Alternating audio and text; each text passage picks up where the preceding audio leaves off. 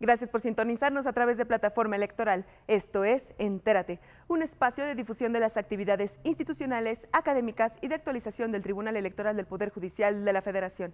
Los recursos económicos que dispongan el Gobierno federal y el Gobierno del Distrito Federal, así como sus respectivas administraciones públicas paraestatales, se administrarán con eficiencia, eficacia y honradez para satisfacer los objetivos a los que estén destinados. Para ello, deben regir los principios de imparcialidad y equidad, que son precisamente los ejes de la contienda electoral y que protegen las autoridades electorales.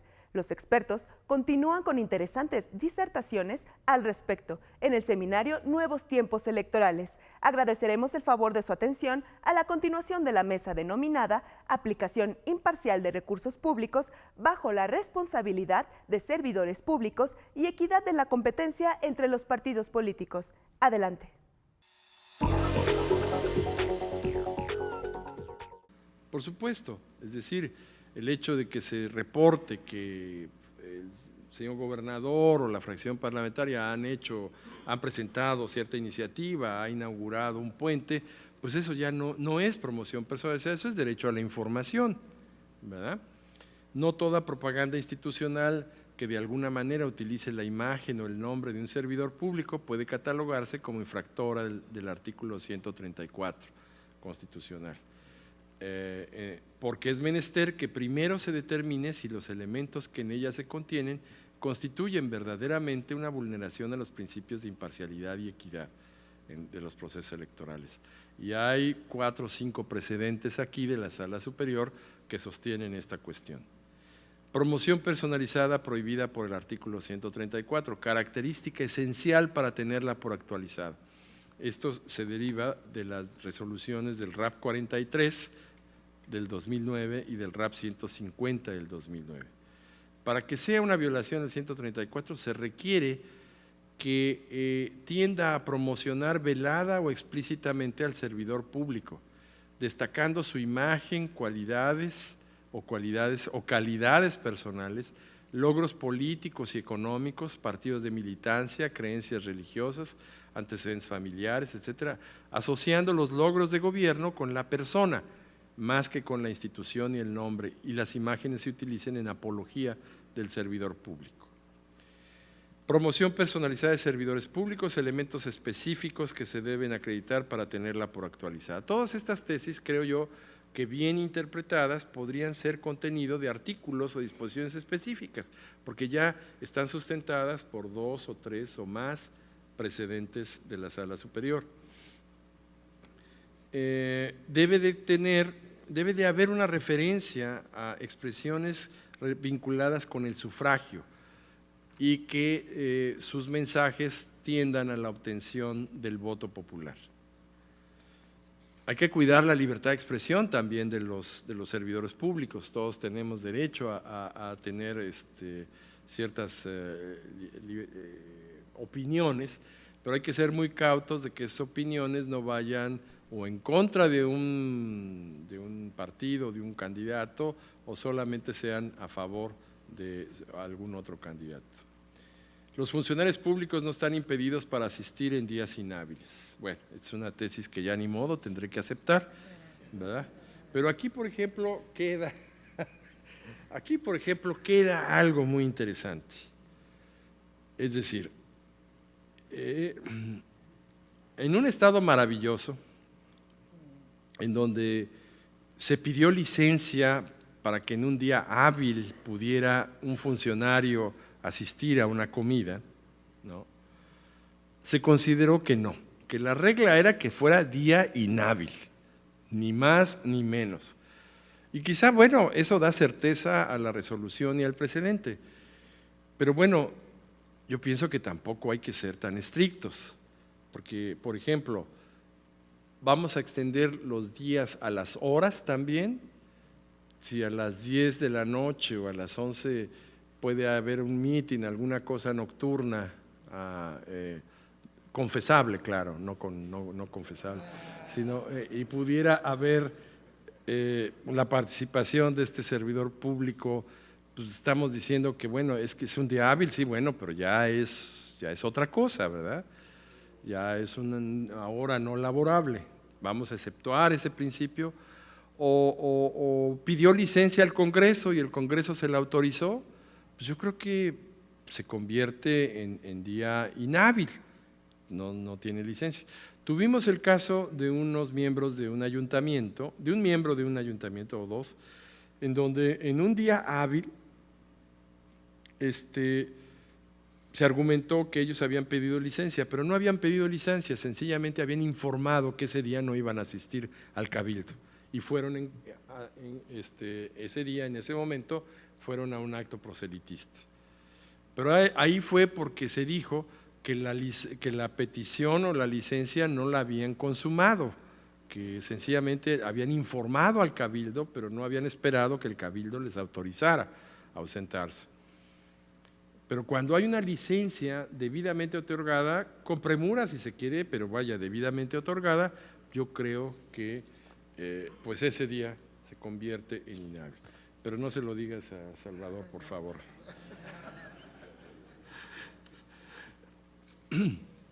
La intervención de funcionarios públicos en eventos de carácter gubernamental no puede catalogarse como infracción a las prohibiciones del artículo 134.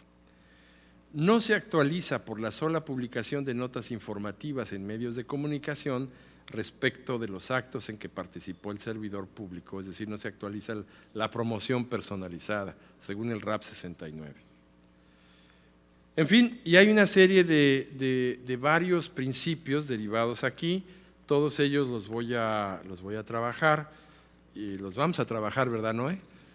Y evidentemente creo yo que sí debemos ya de hacer, aunque nos equivoquemos, pero sí ya debemos de proponer algo más efectivo para este escabroso tema, pero que a nivel mundial está tomando la atención de toda la comunidad. Muchas gracias.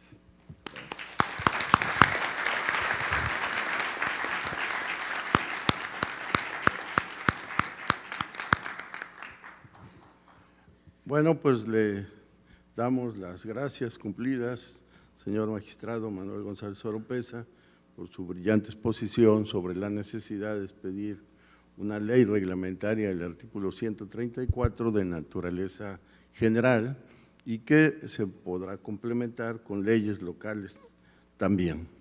Creo que la argumentación y los ejemplos leídos, expuestos, pues son muy importantes precisamente para presentar un proyecto que, como se dice, pues puede ser incompleto, tendrá algunos vacíos o faltas, pero finalmente siempre es bueno trabajar ya con un documento hecho, presentado, que sirva de base.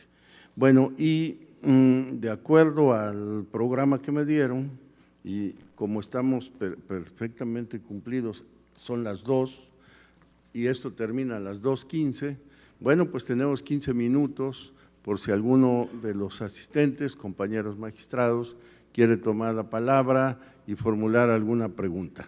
Tienen ustedes ese espacio. Hola, buenas tardes. Muchas felicidades a los dos magistrados por esta excelente participación. Yo soy magistrado electoral de Querétaro y quisiera hacer un par de comentarios para ver qué les parecen. Uno, principalmente primero al magistrado Silva Daya, a quien le reconocemos ser uno de los fundadores del procedimiento administrativo sancionador en México, y hay muchos criterios con su nombre como secretario, estamos muy orgullosos de eso. Yo quisiera saber si no tiene la impresión o qué le parece partiendo de la distinción que él hizo de reglas y principios, que parece que este principio de equidad y de imparcialidad cada vez se está quedando más como una frase muy hueca, desprovista de contenido porque es tan amplia, tan abstracta, que ahora, como bien también lo mencionó el magistrado González Oropeza, cuando uno trata de hacer una línea jurisprudencial de qué se ha dicho acerca de este principio, nos encontramos con criterios muy dispares, ¿no? Entonces el oráculo de los precedentes a veces nos falla y no nos sabe decir exactamente qué es lo que quieren decir, qué se interpreta por esto, cuándo sí, cuándo no se infringe una infracción. Entonces, parecía que antes, cuando los principios se particularizaban en los precedentes de una manera más clara, no hacía falta tanta ley. Ahora con este artículo 134 pues hay bastantes problemas. Uno de ellos, y lo pongo a consideración de usted, es de que la Corte declaró inconstitucional un artículo de una ley local, Querétaro, pero seguro este es un criterio que ya debe aplicar en todos lados, de que no se puede regular las excepciones del 134 constitucional. Entonces, una excepción era la rendición de informes. La ley local establecía la excepción, igual que lo hace la federal en el 255 del código, de la ley general actual. Entonces dejó a las autoridades locales sin la posibilidad de rendir informes porque la Corte dice que eso es materia federal, pero en estos momentos no hay ley reglamentaria del 134. Este es un gran problema pues para las autoridades locales que no saben si rendir o no su informe, si están amparados o no por una excepción del 134, ¿no? Esa es una primera cuestión. Y al magistrado González Oropesa, como siempre a mí me encanta esta perspectiva internacional, yo creí que era al revés, que las autoridades podían vivir en un ámbito más libertario, y quiero preguntarle esto así muy concreto.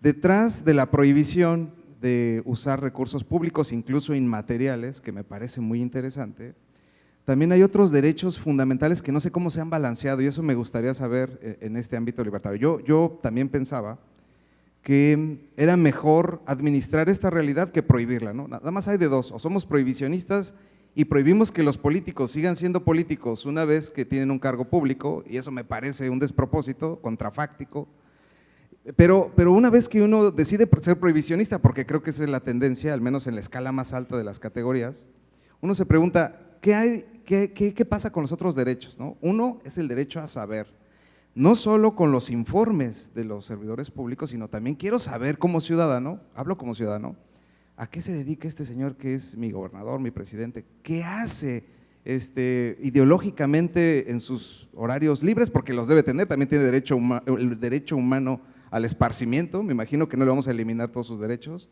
Entonces la cuestión es, ¿qué hacemos con la serie de derechos que están detrás de este servidor público? Por ejemplo, el del esparcimiento, el de asociación, el de pensamiento que también está en juego, porque pues su corazoncito deberá latir hacia un lado y si nos lo dice, qué mejor a que lo oculte sobre pretexto bajo la mascarada de que es un servidor público. Tampoco queremos máscaras, queremos que nos digan exactamente quiénes son y hacia dónde van y a quién apoyan y por qué. Eso es también un derecho humano que está detrás de esta prohibición y que me gustaría saber cómo lo están balanceando en la Comisión de Venecia o en esta declaración que yo desconozco. Estos derechos del político a la asociación, a la afiliación, al pensamiento, frente también a los derechos de los ciudadanos a saber, pues me gustaría su opinión acerca de cómo armonizamos estas dos cosas que en México con el 134, que es a mi parecer una irrupción tremenda a un Estado democrático liberal, pues genera muchísimos problemas. Muchas gracias a los dos magistrados y felicidades por su excelente intervención. Señor magistrado, tiene usted la palabra. Mi reconocimiento y felicitación al magistrado don Sergio Guerrero, es un acierto su designación como de muchos de los que estamos aquí, o de todos, en el Tribunal Electoral de Querétaro. Y bueno, yo quiero destacar algo. Me parece que muchas veces los actores políticos, cuando tienen la posibilidad de actuar en las legislaturas locales, la legislatura federal, parece que le juegan mucho a la administración de la incertidumbre acompasado con los tiempos electorales. Y entonces es así que hay débitos en materia de, pues, esta ley reglamentaria que se está mencionando del artículo 134, lo del derecho de réplica, entre otros muchos ordenamientos. Y pues nosotros ¿a qué estamos llamados a realizar y atender? Y en este sentido quiero invocar un precedente del magistrado Manuel González Oropesa, en donde se atiende a lo que es el derecho de réplica en el asunto del diario El Norte. Y fue a través de este precedente que se dijo la vía es del procedimiento especial sancionador. El hecho de que no esté desarrollado o instrumentalizado un derecho que se reconoce con el carácter fundamental desde la Constitución no implica desconocer su carácter normativo. La Constitución vincula, Eduardo García de Terría, Peter Schneider, ¿no? El carácter normativo de la Constitución. Entonces, nosotros estamos obligados a ver cómo están jugando o cómo interactúan la libertad de expresión, el derecho de asociación, el derecho de reunión de los servidores públicos, efectivamente lo tienen, que no se desposeen de esa investidura a la que alude el magistrado González Oropesa, pero también advertir si efectivamente se trata de excepciones o se trata de actos de simulación, de actos de abuso del derecho o fraude a la Constitución y a la ley. Y sobre todo, pues ahora que las normas básicas de nuestro ordenamiento pues se han ensanchado, ¿no? A través de lo que se conoce como el bloque de constitucionalidad y pues yo diría, pues no debemos comulgar con ruedas de molino y hay situaciones que tampoco se deben desconocer. El derecho tiene razonabilidad y hay muchos mecanismos, por eso en las sentencias de la Sala Superior como de la Suprema Corte de Justicia se ha echado mano de estos instrumentos de ponderación y pues está por una parte el derecho del ciudadano y de los partidos políticos y de los candidatos a participar en procesos electorales donde existan equidad, donde exista igualdad, donde se preserve el carácter libre del voto, donde exista libertad de expresión, el mercado de las ideas, que todas las ofertas políticas trasciendan y pues encontrar las respuestas. No debemos esperar definitivamente a que existan leyes reglamentarias porque pues lo hemos visto, ¿no? Por ejemplo, el carácter de la nulidad por violación a principios. Pues ¿en qué está construido? Pues en eso, en puras disposiciones constitucionales. El gran problema del proceso electoral de 2006, ¿cuál fue? Pues muchas irregularidades de carácter genérico, no eran las específicas tipificadas. ¿Y qué respuesta se obtuvo en la reforma de 2007? Pues los órganos electorales solamente podrán decretar la nulidad de una elección cuando se actualicen los supuestos previstos en las nulidades y todo eso. Y se le pretendía tapar el camino o la salida a la nulidad por la causa abstracta. Y la causa abstracta no era de que se tratara de una entelequia que aparecía ahí toda etérea, difuminada o diseminada en el ambiente, sino más bien, como lo expresaban quienes integraban la Sala Superior, por una abstracción de aquellas disposiciones o principios que no podían vulnerarse. Es un método deductivo y se establece. Y la actual integración bordó sobre el mismo camino de esa conformación de la Sala Superior y estableció con un nombre distinto la nulidad por violación a principios, la misma razonabilidad. Entonces, esas razones, las razones que nos da el derecho nos van a permitir dar las respuestas independientemente de que exista una nulidad por específica, una nulidad genérica tipificada, ¿no? Tal como aparece en el artículo 78 en el caso de diputados y senadores para dar esa respuesta. Y en el el subgin 359 del 2012 se establece de manera enfática por la Sala Superior. Entonces, en fin. Y otra cuestión, por ejemplo, yo advierto que del Código Electoral, de la Ley General del Sistema, de la Ley General de Instituciones y Procedimientos Electorales, se alude a un tipo muy amplio. Y se dice, así como se habla de que cuando los servidores públicos no auxilian a las autoridades electorales, etcétera, y también se utiliza la expresión muy abierta. cuando se incumplan las obligaciones que se establecen en el Código Electoral, y entonces me parece que esa es la puerta de recepción que va a permitir precisamente inhibir esas determinaciones. Y el magistrado José Lorenzo Álvarez Montero utiliza también una idea muy clara.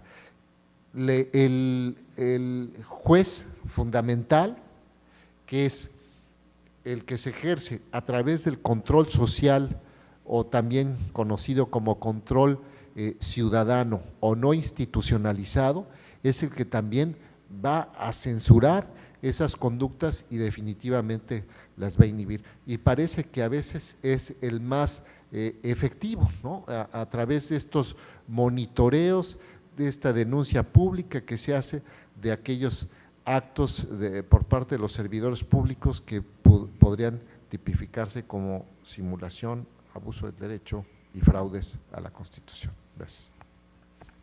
Muchas gracias, señor magistrado. Manuel, tienes la palabra. Gracias. Sí, evidentemente está la posición de la plena libertad de los servidores públicos, que por supuesto no pierden sus libertades y derechos por ser servidores públicos, pero pienso que tampoco tienen las mismas libertades que cualquier ciudadano, porque efectivamente tienen que representar intereses generales más que intereses partidistas.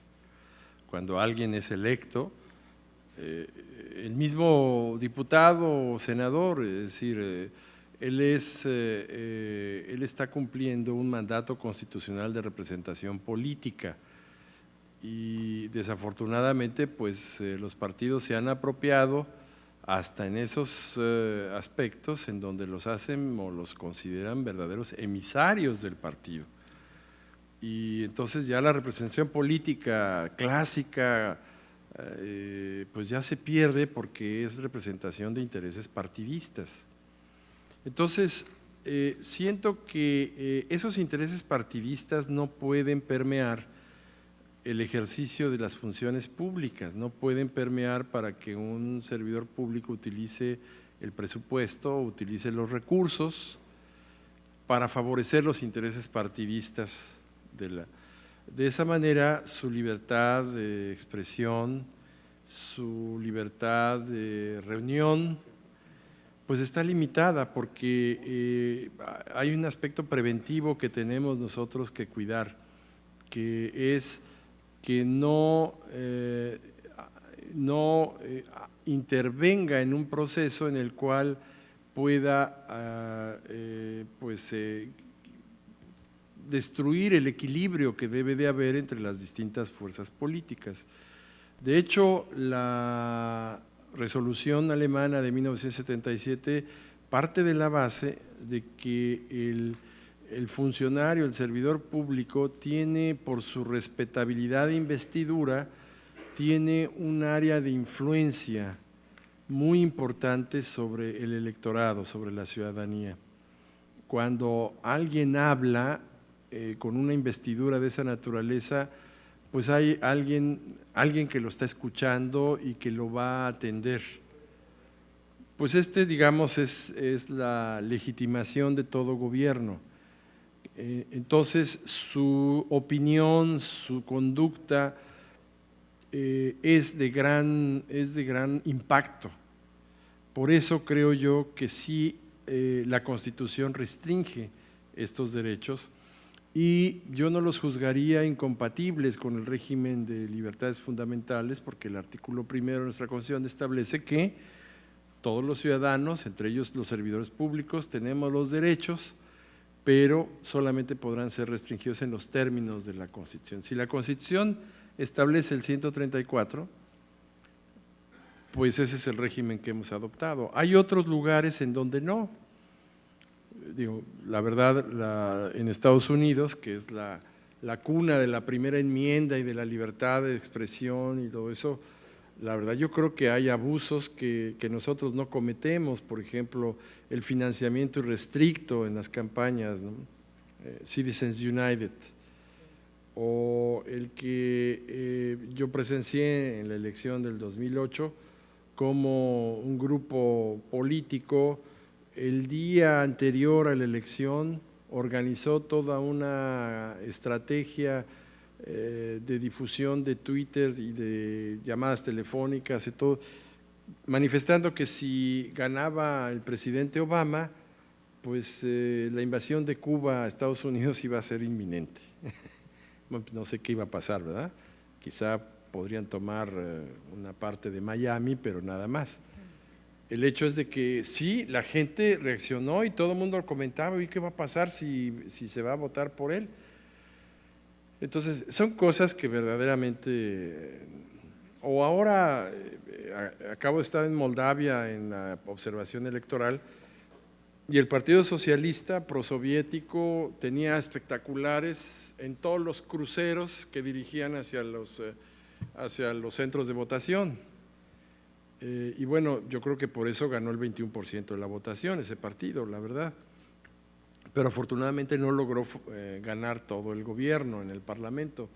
Entonces yo creo que sí hay situaciones en las que se abusa, porque pues las campañas políticas son campañas partidistas fundamentalmente, y los partidos son intereses particulares, y lo que la Constitución busca es cuidar a los intereses generales. ¿La ciudadanía necesita de esos cuidados? Pues yo en principio pensaría que no, pero la verdad, viendo la Realpolitik, creo que sí, que es mejor que nos dejen solos. El derecho a la vida privada es que nos dejen solos. A mí no me digas por quién votar, ni cómo votar, ni me condiciones programas sociales, ni me des nada. Yo lo que quiero es, pues, hacer ejercicio de mi libertad, no de la libertad del candidato ni del partido, de mi libertad. Y entonces yo creo que todos estos valores están confrontados. Muy bien, compañero. Gracias. Estoy completamente de acuerdo con la posición del magistrado en el sentido de la regulación del 134. Sin embargo, cuando revisamos la Ley General de Delitos Electorales, hay dos apartados que me parecerían un exceso de sobreregulación: los delitos cometidos por servidores públicos y los delitos cometidos por funcionarios partidistas. En este ejercicio, al crear una ley reglamentaria de 134, tendríamos que suponer sacarla del ámbito penal, porque de otra manera sería demasiado restrictivo, inclusive la penalización con privación de libertad o suspensión de derechos políticos. Me gustaría escuchar su opinión, magistrado. Gracias. Sí, yo estoy pensando en una regulación de una libertad y de un derecho y una obligación de los servidores públicos, no de la penalización. La penalización nunca ha sido realmente efectiva para proteger derechos humanos o para…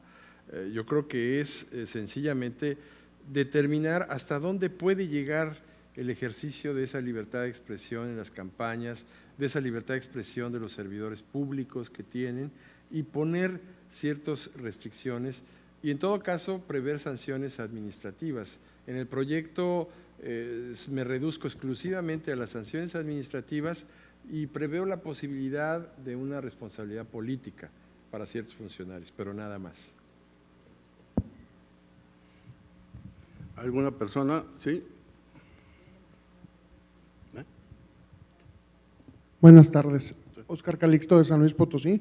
Primero que nada, felicitarlos por su brillante exposición a ambos magistrados, y quiero preguntarles los nuevos criterios que se han asumido por omisión legislativa han sido bastante interesantes de parte tanto de la Sala Superior como algunas salas regionales.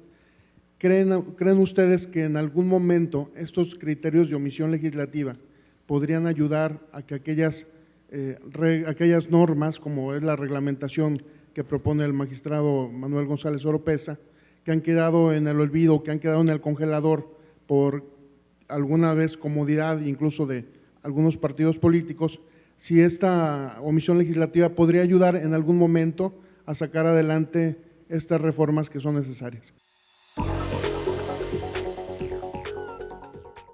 Los esperamos en una próxima emisión de Entérate, con lo más destacado de las actividades institucionales, académicas y de actualización del Tribunal Electoral del Poder Judicial de la Federación. Soy Roxana Noriega, hasta la próxima.